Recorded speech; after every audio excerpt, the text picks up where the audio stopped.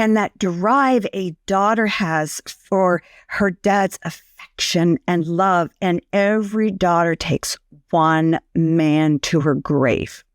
That's your dad. Because you always want more love and time with your dad if you had a good dad, or you want more healing if there's a broken relationship. And I interviewed women in their 60s and 70s for my father-daughter book, and they either, one of two reactions, they either gushed about their dads, and I was like, oh, come on, or they started to cry.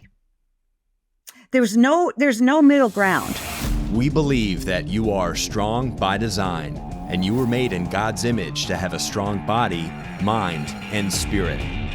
You're listening to the #1 Strength and Health Authority podcast in the world. So let's get ready to unlock your potential and transform your life in today's episode. Hi, welcome to the Strong by Design podcast. I am your host, Mike Westerdal.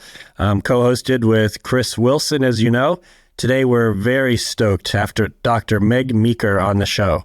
She's a global leading expert on child-father relationships, a pediatrician, a best-selling author, and a father advocate. Now, I'm going to geek out a little bit because I don't know if you know this, Dr. Meg, but we call it a hit list. They're people we'd really love to have on the show. We've done over 300 episodes, and we've done an episode a week now for over 4 years. And you've been someone we've wanted to have on the show for a long time. Been following your social media, leaving comments, trying to get in touch. And we're just super excited to have you here today. And we just want to welcome you to the show. And also wanted to mention this real quick.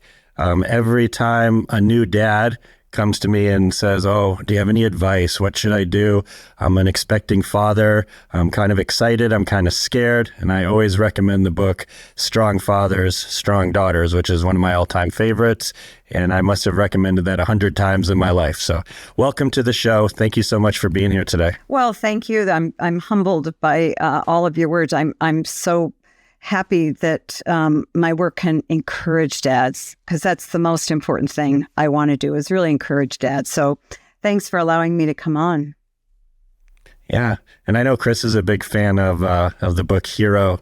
I think we did a podcast talking about a lot of the topics in that book. I remember Chris getting choked up just reading the book, talking about the book. I saved a few tears for today, so just it's all good. Mm-hmm. So I know Mike wants to kick us off with some, we're going to kind of go all around several different topics today, really kind of honing in on a few of our favorite books of yours. And Mike had a really good starter for us. Yeah, I mean, looking at your website and just knowing this about you, it always felt like you were sticking up for defending dads, encouraging dads, empowering dads. Just to get that from a doctor, from a woman, I just wondered where that came from. Like, why do fathers need an advocate, and why did that become part of your purpose? Well, thanks. I would actually add to that, fighting for dads, because it's a battle. And here's why I started down this path, because I've taken care of kids, a lot of teenagers, for 32, 33 years now, and I've seen everything. I've taken care of every kind of teen and child you'd want, and it's just a great blessing. And what I was seeing, particularly in the early 2000s, the late 90s, early 2000s, was that the kids in my practice who were coming out of difficulty or thriving well or overcoming depression, anorexia, and so forth, were the girls who had a dad who would periodically come in for a visit with them, or who were engaged, or who the girls had a fairly decent relationship with. I'm not talking about great dads. I'm talking about dads who are there and engaged on some level. At the same time, what I was seeing in our culture was this dumbing down of dads. In the movies, you're getting Adam Sandler coming out and, being the dad. You've got Modern Family, which is a very well-written show, and it's a funny show, but Phil's a goofball. He's not a strong dad. We know that the wife sort of runs the home. over and over and over. And then, of course, as a woman, I went to an all-women's college in the 1970s. So I get what's going on. I was a Gloria Steinem, Betty Friedan groupie. We're out to get men. We're out to do what they do, but do it a lot better. Well, that's really come to bite us in the back. And so what I've seen over the years is as we have elevated the work and lives of women in business, motherhood, everywhere, we've squashed fathers. And there's a sentiment that has evolved in the past 15 years is that dads are dispensable. You can raise a great kid with or without a dad. It really doesn't matter. Hollywood champions this. I am a strong woman. I don't need a dad. My child doesn't need a dad. Where did this come from? So I saw this, this disconnect. I was seeing behind closed doors the kids doing really well who had dads engaged. And yet I'd leave my office and come home and you turn on the television and you'd see the exact opposite. And I said, wait. Somebody needs to tell dads what's really going on. Somebody needs to tell them what their kids want from them and how their kids see them. And so once I started down that, I became more and more aware of how unsupported and how marginalized and how criticized and dumbed down dads have, I don't want to say they're not dumbed down, but there's a movement that is against fathers. And I thought, on behalf of the children I'd cared for in the past 30 some years, this is not okay. Somebody needs to stand up and talk truth and reality. And it's interestingly, the more I do that, the more backlash I get from women. Oh, really? I was going to ask you, taking that stance, what kind of reaction have you gotten? Death threats. Wow. Yes, from women. Not from fathers. And this is why, because they're to believe that you cannot champion a man and a woman at the same time, or a mother and a father, which again, where did that come from? It's a competition that has arisen from the 1970s in the feminist movement. And so I've seen it, I've lived it, and I've watched it. And, but what I've also seen is a lot of the women who are, wrapped up in that, as I was, have completely changed course and said, wait a minute. Whenever you wage war, there are casualties. And the casualties have been fathers, which means the casualties have been their children. Because fathers, and the research is abundantly clear, are critical in the emotional, spiritual, mental, intellectual, and physical health of children. And honestly and truly, I'm aghast that more people, more women, aren't standing up and saying, it's time we do something really good for our kids, and that is to help their fathers know how to engage them more. That's so on point and so true. I mean, look at the Simpsons show with Homer, Married with Children with Al Bundy. Anywhere you look on TV, the dad is like a buffoon. He's a doofus. So he doesn't know anything, and mom needs to come in and correct him. Right. And that seems like the message we get from society. Yeah. And then the message we're getting from you, which we all know fatherhood's not easy, but a lot of what you say is that they don't need a perfect dad. They just need us. They need us to be engaged, to be present, to care. Yeah. And, not live in this guilt feeling of not getting it right or doing it right all the time. Exactly. And when I wrote my book, just to take us Strong Fathers, Strong Daughters, my husband and I have raised 3 daughters and a son. And my husband's really, I believe, an extraordinary dad. He's a little peculiar. He's my medical, we started medical practice together. He's different. I mean, he really is different, in a good way. And he's a good dad. He's a really good dad. And our daughters grew up with a lot of self-confidence. And I watched him interact with the girls. And I looked then too at how my dad treated me growing up. And I thought, dads play this critical role in their daughters' lives regarding, their success. And I mean that across the board, not just financial, whatever. And the girls who don't have a supportive dad really don't fare as well. And so I was inspired by my husband. I was inspired by my father. And I ventured to write a book from a daughter's perspective, not going out and saying, Dad, you need to this, you need to this. But I wanted to show dads who they are from behind their daughter's eyes. And I really believed if I could give dads a glimpse into their daughter's world and at themselves as their daughter sees them, it would change your life, because your daughter sees you so differently from the way you see yourself. So differently. And every single daughter and son, I believe, though I'm not a man, you are your kid's hero. You don't earn it. You're given that role from the get-go. You hold that little baby 2 months, 6 months, 2 years. You're it. You're the strong guy. You're the protector. And that child knows that, and you need to understand that. So that's what I really want to do. And I purposely, in the book, father-daughter book, and I believe I did this in Euro as well, I never gave a negative example. I didn't criticize dads in any way. I said, this is what this looks like, well done. This is what this looks like, well done. And guess what? These aren't perfect guys. They just happen to do that well, and another guy happened to do that well, and it all came together. We're 10 minutes in and I'm getting emotional already. This is great. Parenting is. Being a dad speaking is.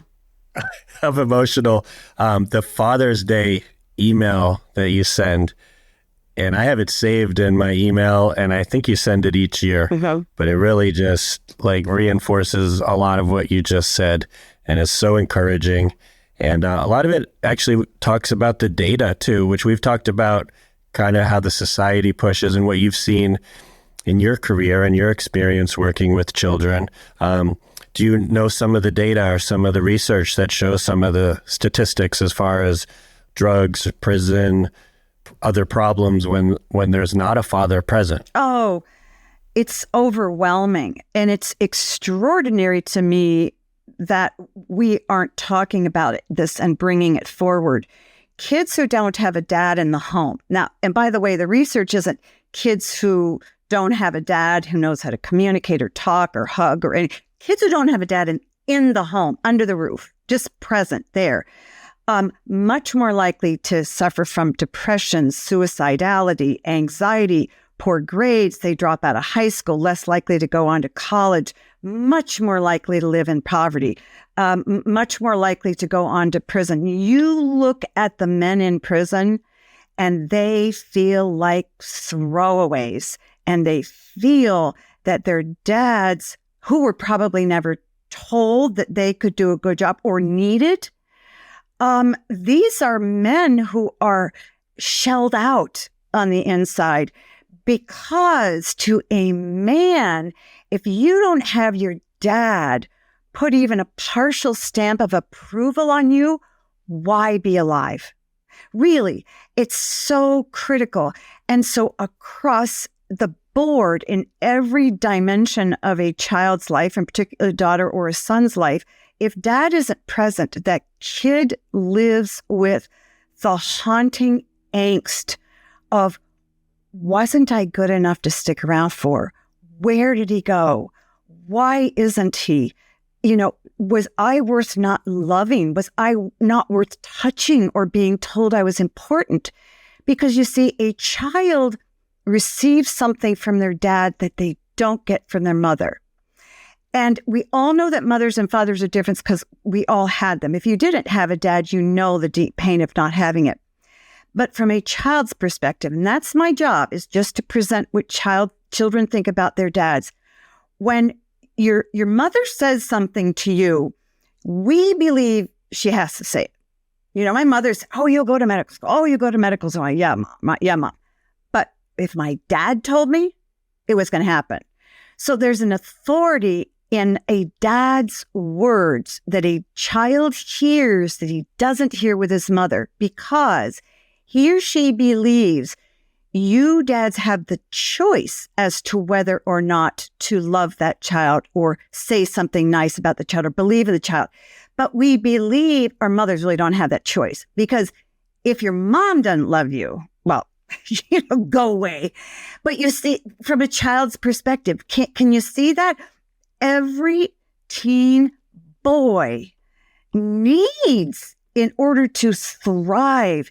His dad sensed it. In my book, you're okay. He knows his mom loves him. He knows mom that, but dad has an authority and a seriousness in a child's eyes that a mother doesn't. It doesn't mean mom's more important than dad or dad's more important, but it's different. It's just I could see different. that too. Yeah. There was times trying to prove your dad wrong or prove that you're worthy, whether it's in success in life or sports or grades. I don't remember ever trying to like convince my mom she needs to love me, but I in my head I somehow thought I needed to show my dad like that he wasn't getting it and I needed to show him. And how many middle-aged men, I'm not saying you're middle-aged, you're not middle-aged, you're young. I'm middle-aged.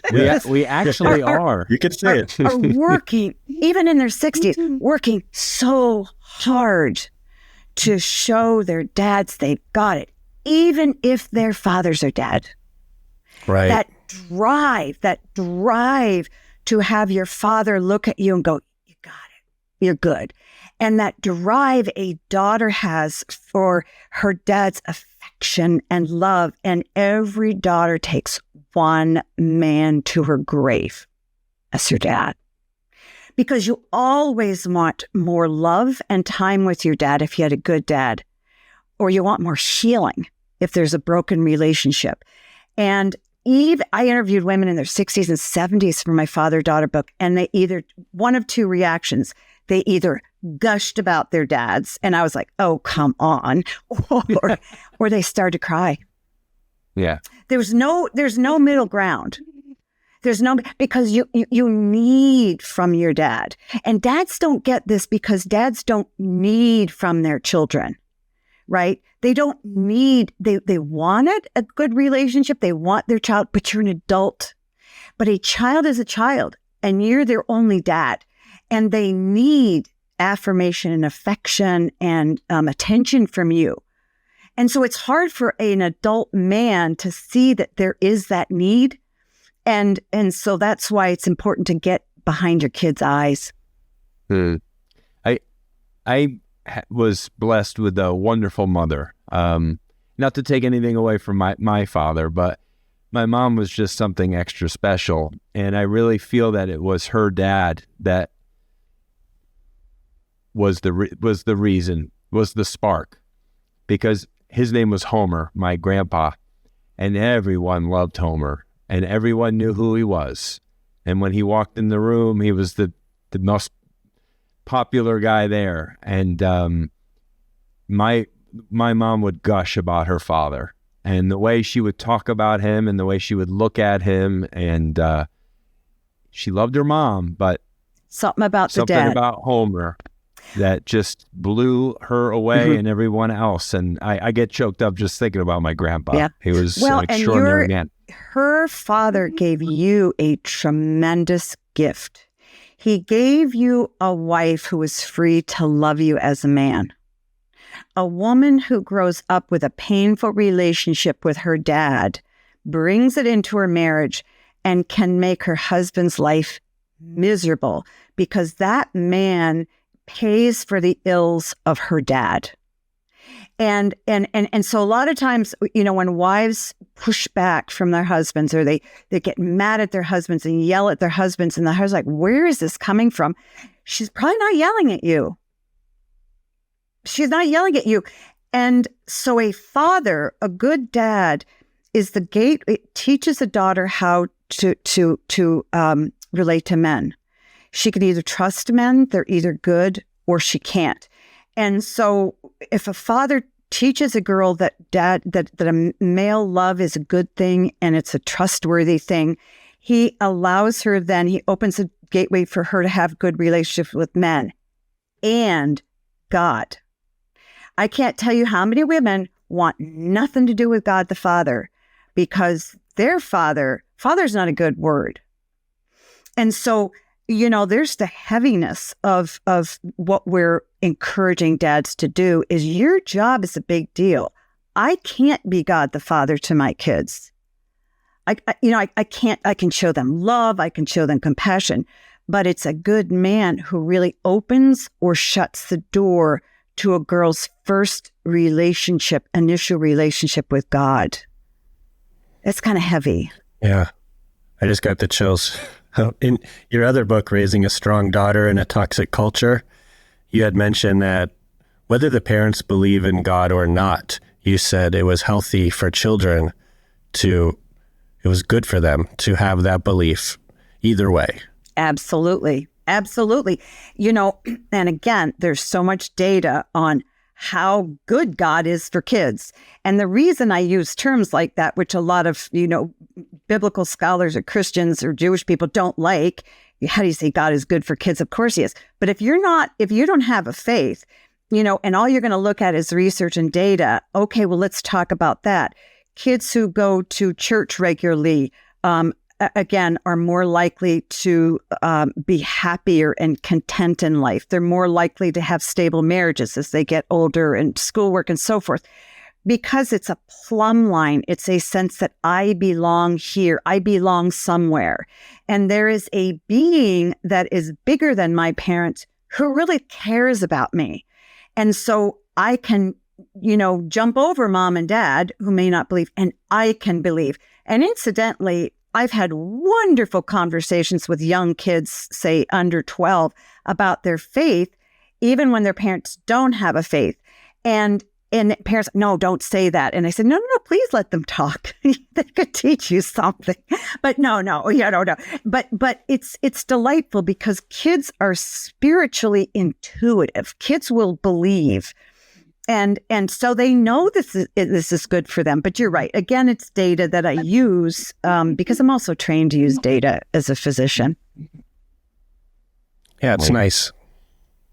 Well, it is nice to think that, Mike's a perfect example of someone who kind of leapfrogged past his parents into a life of faith when he grew up with none. Right. And I had the luxury of a church-going family and a relationship with God from a very young age, even though I would say I was distant from him for a good decade. Mike came to know, God later in life after really not, being exposed to it from a young age at all. And so I love that sentiment because kids automatically have an innocence and a belief and a faith in things, like they have faith that their parents are going to always be there for them.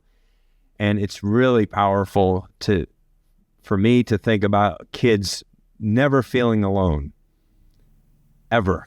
Because and like you said, when your dad falls short, which we will, right, that you've got a perfect father that's not going to. That's right. And any father, I would think, would want a great backup, at least.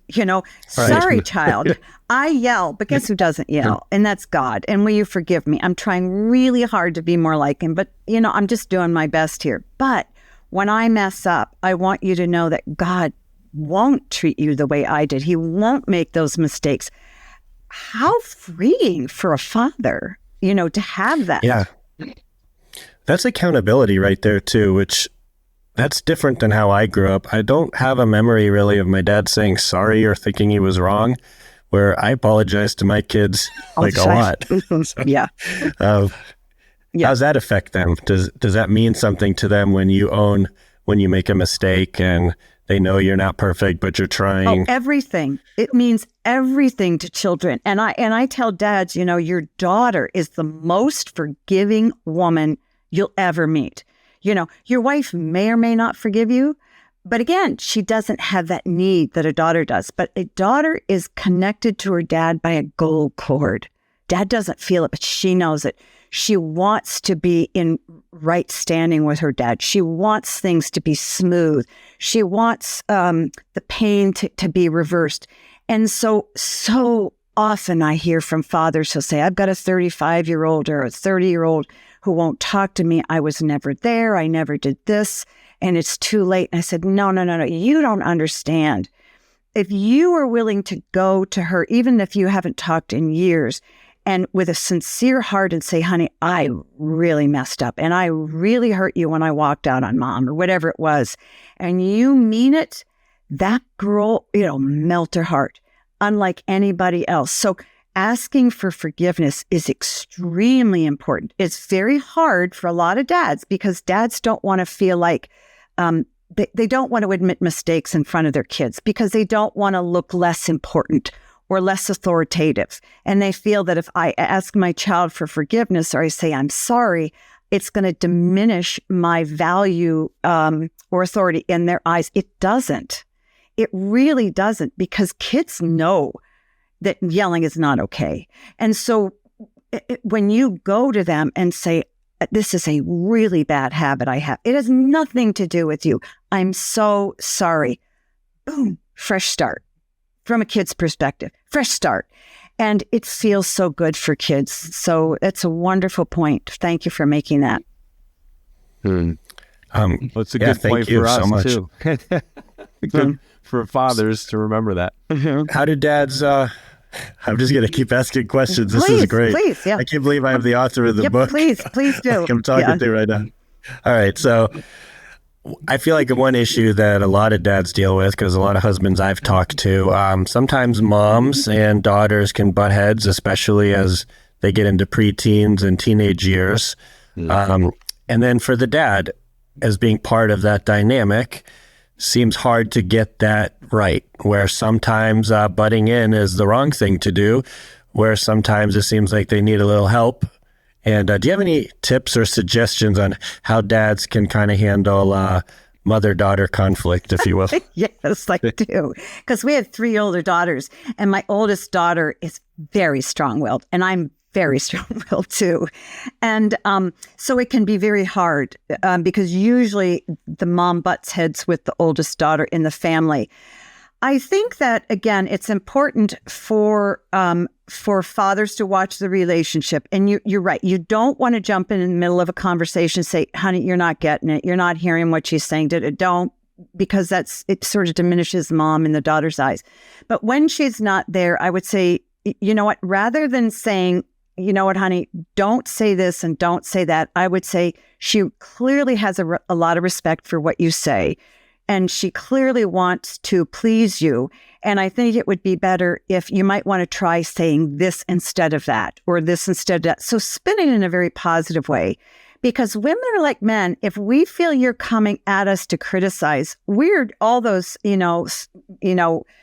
thorns stand up and we go, get away. But if you come at it like, I know that she really admires you, and I know that she really listens, and she clearly wants to be in good graces with you. That's why she's arguing with you so much, because she wants more attention. Maybe it would help doing this.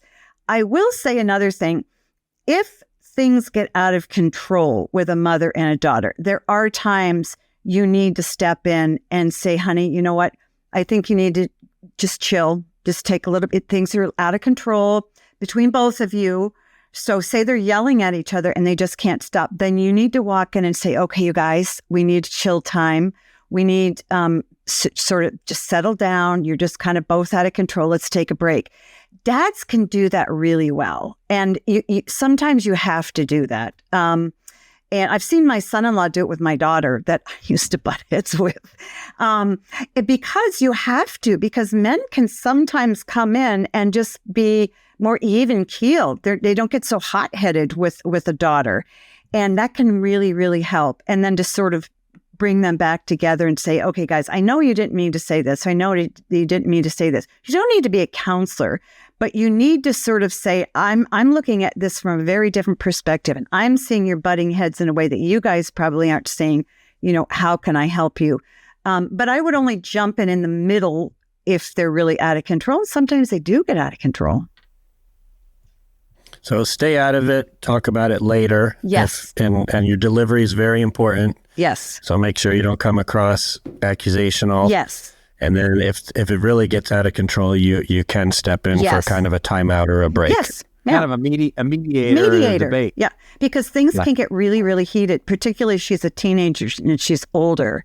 But you never want to look like you're the good guy and mom's the horrible person, because you got to stay as a team. You know that.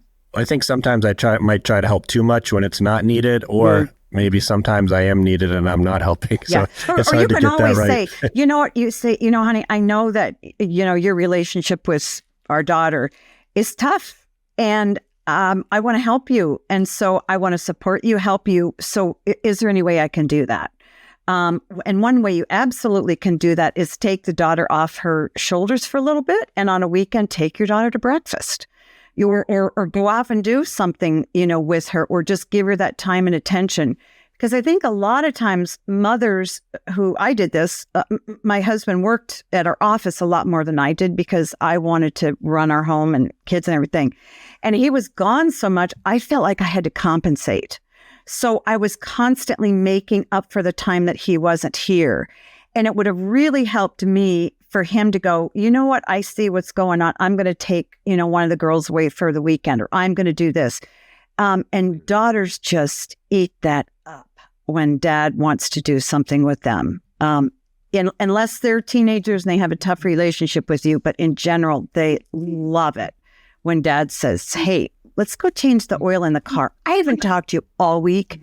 I just want to sit in the car and see how your week was. Oh, it makes her feel like $1 million. It's great. So those are ways you can help your wife. That's great. Thank you. Mike has the older daughter. I have the younger daughter. I have the older son. He has the younger son. So we're like flip-flopped. So they're pretty close in age. I don't have the head-to-head mom-daughter stuff happening just yet. Yeah. It's funny. Well, we got some strong-willed people in our family for sure. And that's good. Myself included. But because you know what? Strong-willed people are going somewhere. I love strong-willed, fiery girls. And I'll tell you why. These are not the girls that are going to get into trouble. The girls who are going to get into trouble are the girls that are always compliant and very kind and don't want to hurt people's feelings. That's not the kind of girl. That's the kind of girl that's going to get in trouble on a date because she doesn't want to hurt the boy's feelings. But you have a strong-willed girl who kind of gets in your face a little bit.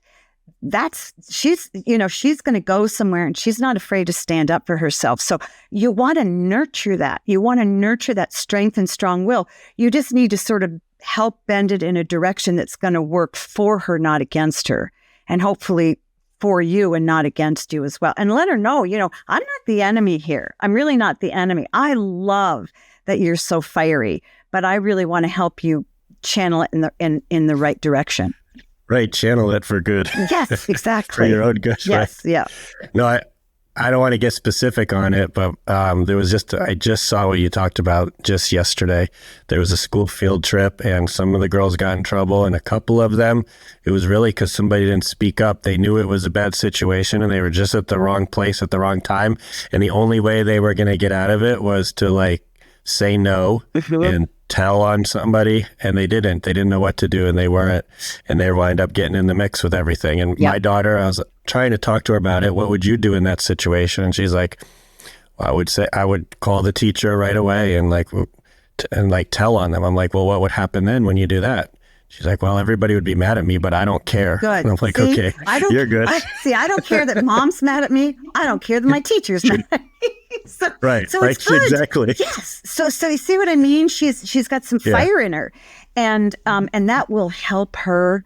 You look at every person that's changed the world. They're not passive people. They're fiery people, and so to applaud that in her, that's fabulous. That's good.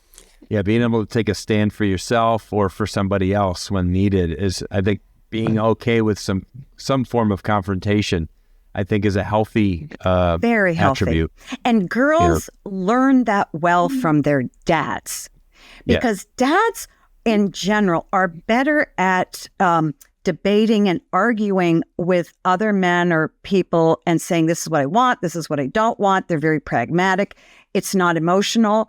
And so teach that to your daughter, because a lot of times women, we get in a conflict and then all of a sudden in our brains, there's 5 reasons why we're responsible for the conflict. And so we just get very tied up in it. But men tend not to do that. It's very clear and simple. This is why you shouldn't be doing it. And this is why I'm going to tell you I don't like it. And this is what I'm going to do about it. Well, so teach that to your daughter. She'll listen to you. She'll really listen to you again, because you don't because you're her dad.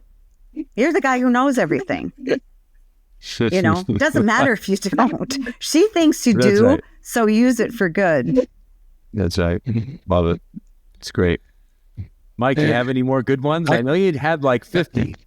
I have a lot, but I mean, I don't want to hog the whole time. Did you want to talk about... Well, I had, obviously the book that sticks out for me was Hero. Mm-hmm. I'm really big into superheroes, as you no doubt can tell with my backdrop. But I like to think of parents, moms and dads, as their kids' heroes and superheroes. That I have a bunch of themes that I got from the book Hero, but there was one that kind of stuck out in particular. Well, really a couple, but I want to touch on this one, the I'm not my dad, which I think a lot of guys, and you alluded to it earlier with like men who occupy most of our prisons, most large part men who didn't have a dad, or they had a really lousy one. And regardless of your upbringing, good or bad, that we are not our fathers, and that we can kind of go our own way and do it differently and provide the life to our children that we wish we had or that we longed for, and do it different. And I just think it's coming from a strong woman. It was just really good extra insight and confirmation, because there's so many things that I wish my dad did differently. He was so good in some ways and just really lousy in others. And so there were just some non-negotiables for me as a father of things that, I just was not going to let myself do. That my dad was the oldest of 4 boys and was very much a disciplinarian and an alcoholic and abusive to me and my brothers. And I didn't want that fear in my own children that we had. I wanted feelings of joy and excitement when dad comes home, not the alternative of fear and is everything okay? Is everything right? Is everything perfect? Did we, what are we going to get punished for today? And so I just wanted to kind of touch on that theme a little bit of that we aren't our fathers, and that and it's a powerful thing to remind ourselves of, as simple as it is. Yeah. And I was a little nervous writing that because I didn't want to offend people, because men can become very defensive of their fathers. And I understand completely. And, even if you had a great father, as you said, there are places that you want to be better than he was. And that's great. But the truth of the matter is, each of us, and particularly dads, come into our parenting with a preload. We come into it with with our own experiences with a father. We come into it, you come into it knowing what it's like being raised by a father. And there's a psychological phenomenon that people do. We gravitate towards what is known, not what is not known. And that's why so many girls who have an abusive father will say to me, I'll never marry a guy like that, never marry a guy like that. And I'm invited to a wedding 5 years later, and guess who she's marrying? She's marrying her dad. Because the known is more comfortable than the unknown. So unless you face that, what it was that pained you, what caused you that much pain, and how to sort of grieve that and not bring that into your own family dynamic, you can't break it, because you'll slide right into it.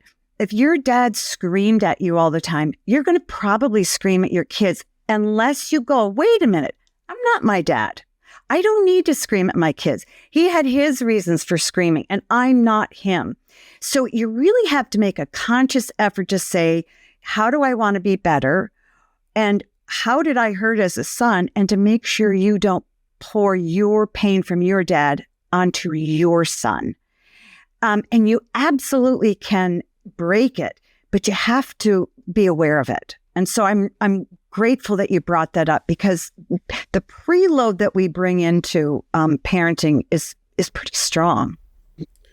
It's like if you don't think about it, you're going to do the default of what you know. And you should think, need to think about it and decide what you want to change. Even if you're, such sense, and even look at your life now as a father and okay, if I could change one thing in my relationship with my kids, what's the biggest mistake I make? If you look at that and you face it, I'll bet you'll find it has nothing to do with your kids. It comes from way back. You don't like your son because you say, well, because he doesn't get grades. No. There's a deeper reason. So trace the thread and then face it and go, I'm going to live very differently. My son is not me at that age, or my son is not my dad, or whatever it is. But you're absolutely right. Once you bring it to the forefront of your brain, then you can make a change. Yeah, that's great. It's powerful. And just wanted to note that the story about Dick and his son Rick Hoyt that you have in Hero, I had the tissue box. It's an unbelievable story of love and tenacity.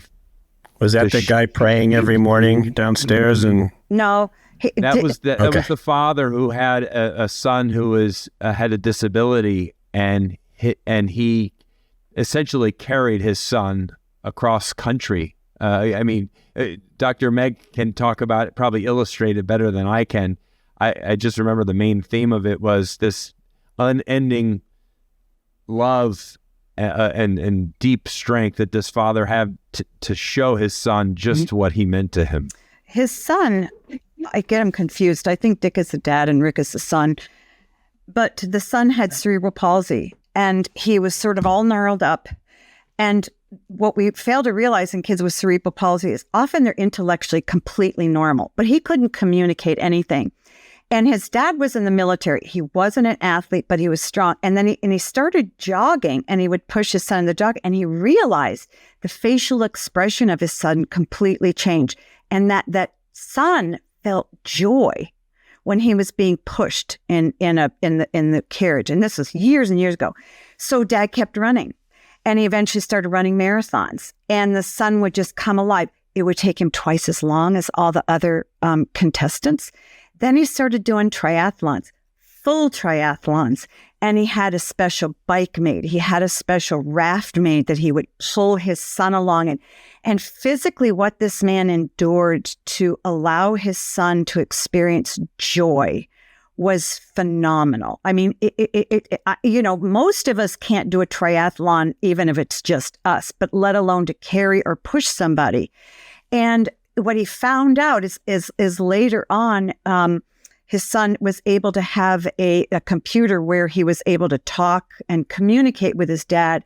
And, what he appreciated from his dad and what his dad gave him was really extraordinary. And I had the privilege of interviewing his dad, and he's the most simple, humble man. And he said, well, why wouldn't I do that for my son? Well, let me tell you why. It's hard, and most of us can't do that. But the dedication of this man to allow his son to experience some joy was really extraordinary. Dick and Rick Hoyt. That's right. It was wonderful. Yeah. Wonderful. Let's shift gears just a little. There's a lot of women listeners too, and I think it's great they're hearing about that the dads matter. We could name the episode Dads Matter. But do you have any tips for the moms? I found a new book I didn't know you had. I just ordered it for my wife, and I think it was called 10 Habits. 3 habits or a certain number of habits for happy moms. 10 habits for happy mothers, yes. All right, you want to, could you share a couple with us? Sure, and I talk a lot about, one of the things I talk about is women are profoundly, mothers, competitive people. We want, if our best friend's son is playing in one sport, our son has to be in 2. If our daughter is getting A minuses and our friend's daughter's getting A's, we're gonna get a tutor for that kid because we want to feel like the better mother. And really in the book, I'm encouraging mothers to let go of all that, because all it does is provide tremendous angst and anxiety in not only us, but in our kids. It's miserable, because we're the helicopter lawnmower people, whatever they're calling it today. But one of the reasons, because a lot of mothers like, why do you talk to dad so much? I said, well, first of all, we get a lot of help. We get a lot more help than fathers do. Okay. There isn't a paucity of tips and everything out there for mothers, blogs and sort of thing like try this and try this. But dads don't. And so that's why I focus more on dads. But then there's another really important reason is one of the best things that we can gift ourselves as wives is men who are more engaged with our kids, who are better dads. Because when we really help and encourage our husbands to engage well with our kids, the weight is lifted from our shoulders. We don't have to do everything and be everything. And a big part of us, and a lot of this is training, this is a whole nother show, but women are trained to believe that we are the sole health providers to our children. Think about nursing. You know, moms are led to believe if you don't nurse your baby until a year or a year and a half, there's something wrong with you as a mother. And the message is you provide everything for this child. And then somebody like me comes along and says, you know what? Yeah, you need some sleep. Oh, and guess what? Your baby needs to attach to dad. So you need to pump and you need to let dad give the baby a bottle. And once they get into that, they go, wow, this is really great. I don't have to be everything for my child. And for single mothers, say, well, because dad is not in picture, is it over for my kids? I said, absolutely not. Stop trying to be mom and dad. The best you can be is a great mom. That means go find a brother, a father, a pastor, a priest, a coach, some man who can spend a little time with your son and daughter and be a good influence. It lightens your load. So really, one of the best gifts that I can, as a kid advocate, is one of the best gifts I can give to moms and to women is to help their husbands be happier in their relationship with their kids because the whole family's happier that way. Yeah, that's great. This just came to mind after talking about that. There seems to be some family dynamics where the dad's kind of not stepping up as much as he should, and it seems like the mom's carrying too much of the load and almost controlling too much. And I've always thought about this, and I was just curious about your point of view. It's kind of like a chicken or the egg question. Is this sometimes because she can be so controlling and wanting to do things that the dad kind of backs off and gives up? Or is it the dad who's kind of like that anyway, so the wife has no choice but to take over more responsibility than she needs?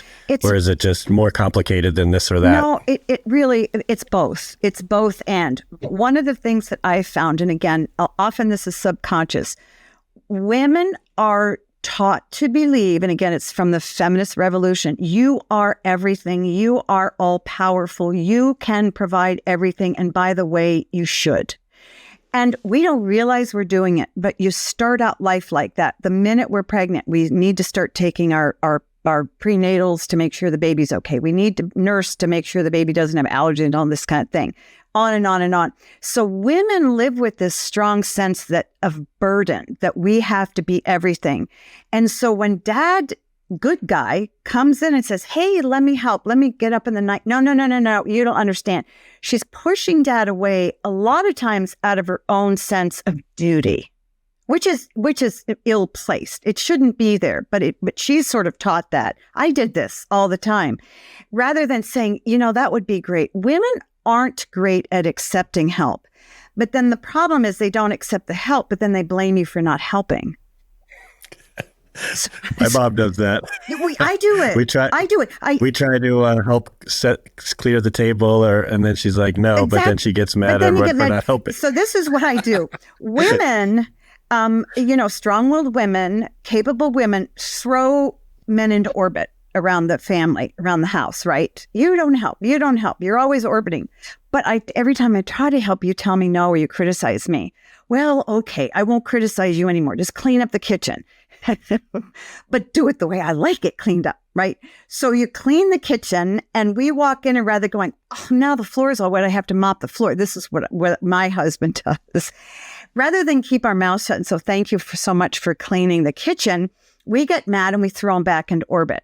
So we complain you're not there, but then you don't do things the way we want. So we push you out again. So it is a chicken or an egg.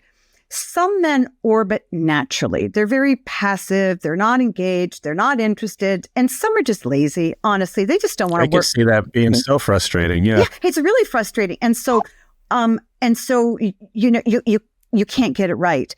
And one of the things that I really try to encourage women to do is, look, you can't have it both ways. If you're going to ask them to help clean the kitchen or, dress the kids in the morning, don't complain when the kids look like, little rugrats going to school.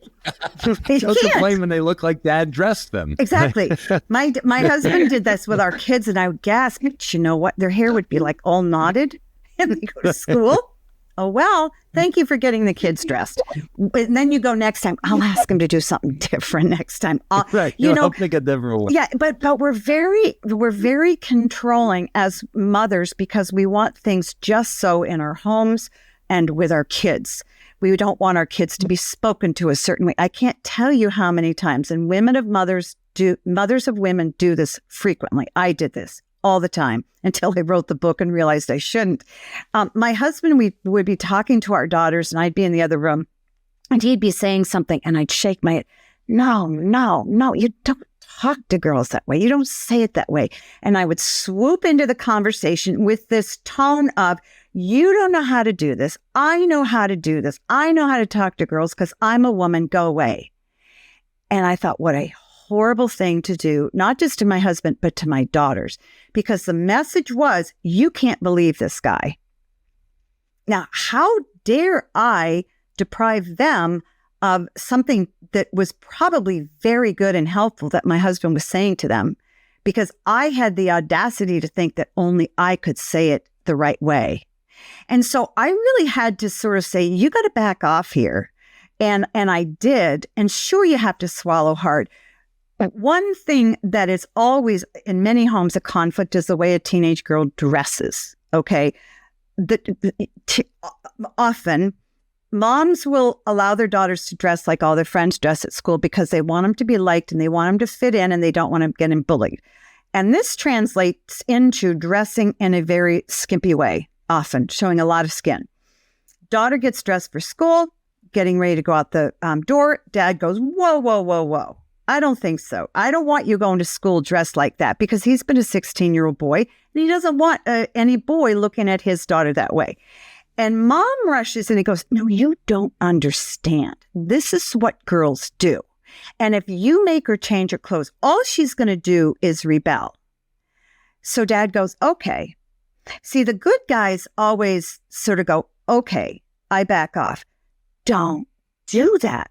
Say, I'm sorry. You're not going to school dressed like that. I'm going to be the bad guy. I'm going to be the jerky dad. You can't wear that to school. Same thing with cell phones and all this kind of stuff. So long answer to a great question is often kind men go into the background. They go into orbit before they really should, because they don't want to ruffle feathers. They don't want to fight. Sometimes you need to. So do what you got to do. Do the right thing. Stand your ground when you need to, even if the whole family doesn't like it. Later, matter. I've seen this. It doesn't matter. And I've seen it from the past. I've made a decision that wasn't popular and I stood by it. And then years later, it actually builds more trust because they realized you kind of figured something out there and you stood your ground. Yeah, my dad twice in my life kicked men out of my house that I was dating. I mean, because he didn't like this one guy, and I was 20 years old. I was mortified. But you know what? He was right. He saw something in the guy I didn't. My mother was furious that he had the audacity to embarrass me that way. You know what? He did me a huge favor. And so if you listen to your instincts and you act on them, cell phones, mothers will not get their kids a cell phone because all kids have them. Dads, you know what's bad on them for girls. Say no. Just say no. Yeah. Sorry, I'm the bad guy. I'm the jerk. Not going to have a cell phone. Period. You're affiliated with Gab Wireless. Oh, yeah. Both my kids have Gab phones. And if you do move into an iPhone at some point, you've got to have like bark protection or something on it where you just set that precedent right away. There's nothing good about social media.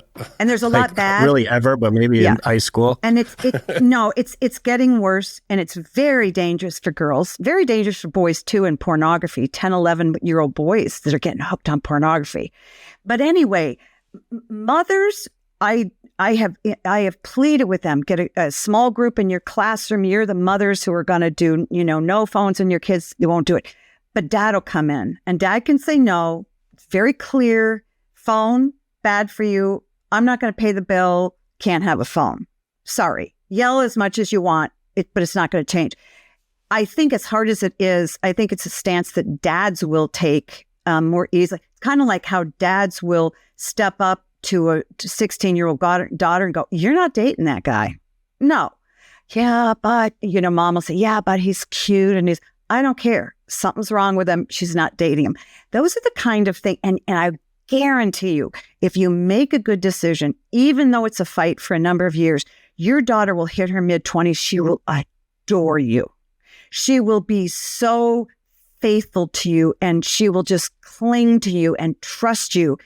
And how critically important that is, because the payoff will be incredible down the road. I promise. It's almost like war stories down the road when they're saying, "Oh yeah, well my dad did this," and then the girls that dad let them do whatever they wanted kind of feels like their dad didn't care about them. Every teenage daughter, every teenage girl in my practice who's at the end of high school, who's having trouble getting ready to go to a halfway home or whatever, prison, whatever, says two things.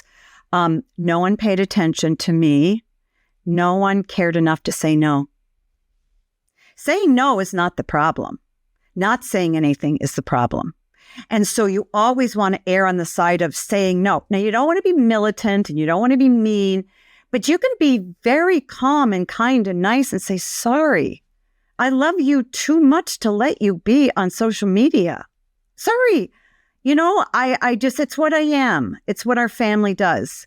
That's not mean. It's loving and it's kind. And so you've got to stick your ground. But the kids, you're absolutely right, that get into trouble are the ones who didn't have a dad around to say, "Sorry, I love you too much to let you do that."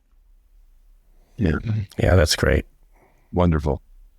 Let's give some of her books some love here real quick. Go through your favorites, Mike. There you go. Okay, there you go. Here's one. Raising a Strong Daughter in a Toxic Culture. We've both read that. Strong Fathers, Strong Daughters. You got to read that one. And then we both love Hero, as I know you're going to say. Do you have anything new in the midst, or anything brewing? Well, it's interesting you asked that. I don't have a book on the horizon. My publisher would love another book. I've written 7, and even for one who likes to talk a lot, I feel like, what else do I have to say? But there's always more. I am moving into father coaching because that's what I want. That's where my heart is. I feel that doing this kind of thing, we can really interact. I feel I can be a greater encouragement to you by seeing your face, by talking to you. And that's my heart. It's very simple. And so I really want to spend my time doing that instead of, other kinds of, I've done all the things authors do, media and this and shows and traveling and speaking and everything. But what I find, what I want to do, my real heart is just the one-on-one or group coaching of dads. And I've sort of fallen into it. A lot of young men will say, "Hey, will you just Zoom into our Bible study, and I'll talk for 20 minutes and there's 45 minutes of Q&A, which is so great." So, and you have your podcast going too. And my podcast, Parenting Great Kids. Yep. And I love that. And so, yeah, and I still am in my office a bit, not much, because my husband and I started our practice in 1992, and that just the two of us. Now we have 9 docs, and there's a bit of pride in having started it and a sense of ownership. Plus, whenever I think of leaving my patients, I cry. So I have a hard time giving them up. But again, it's that one-on-one. If you're having problems or you need some encouragement, let me encourage you. And it's very simple. And that's just what I'm going to focus on doing. What's your website? Meekerparenting.com, or just Google me. Yep. Yeah, it's really, really a nice website too. And I thought you actually had coaching already, and the fact that's getting set up, that is so, I can say that's exactly what you need. Well, like that's the next step. That's really what I want to do, because what I have seen is that my father-daughter book, by God's grace and mercy, has touched many fathers' hearts for good. And how much more can you ask for? If you want to impart good and encourage people, if you have a tool that's doing that, just keep doing that. And so that's it. And as I said, there's so many people out there that are encouraging women and mothers, and dads need it. And it's a clear direction. So I'm going to jump in and do it until God says, no, you're done. But he hasn't said that yet. So keep going. Well, we just really want to thank you for your time, and this is absolutely amazing, and just want to encourage you back. All the encouragement you've given to dads out there, just another 2 testimonials right here that you really are making a difference and making an impact, and like in our own families and our own marriages. I mean, just with my own family, when it was time to have the sex talk, I'm going to your website and I'm like, okay, how do I do this? It's like social media. It's like there's always the next phase, and you're the go-to of where we're going. And I just love the fact that I know your belief in God, and just that you support men, and that you've got the background and you walk the walk, and you've seen this, like you've talked and dealt with so many different children in your career. So we just want to thank you so much. Well, really appreciate your time. Well, thank you. And it's, I'm so grateful to be on your podcast and to meet you guys, and God bless you. You're doing the great work, and just keep it up. Thank you. And obviously it's a testament to the show name, Strong by Design, which you may or may not know, it has a double meaning. We are strong by design, by the way we're created by God, but we're also strong by the way we design our lives and the choices and decisions that we make every single day. So it's a really good theme, obviously, that carries over into this conversation. Great. So thank you so much. I didn't see that. So thank you. I saw the second iteration, but I didn't see the first understanding of it. So thanks for pointing that out. Yeah. It's awesome. Thanks, Mike, for leading the charge today. You want to take us out? I thought I just did. Did you have something else you want to say? No, I'm good. In case you want to say anything to the listeners. Who, me? If you wanted Dr. to. Meg. No, I'd just say go check out all Dr. Meg's books or website, listen to her podcast, and just thank you again for being here. If you enjoyed the show, which we know you do, just tell a friend about it. Hook us up with that 5-star review on iTunes. That just spreads the show out there, gets more people listening. This isn't something that's monetized for us. This is just something we love to do. We love to give back. We get a chance to talk to some of our heroes and people we look up to and want to learn from. So it's just amazing, and we just love the fact that we can share this experience with the world. So thank you. Thank you, listeners, and thank you to our guest, Dr. Meg Meeker. Yeah, thank you. Thank you so much for listening to the Strong by Design podcast. If you found value in today's episode, please subscribe so that more people can find out about our show. Plus, you don't want to miss any future episodes with the amazing guests and topics we have lined up for you.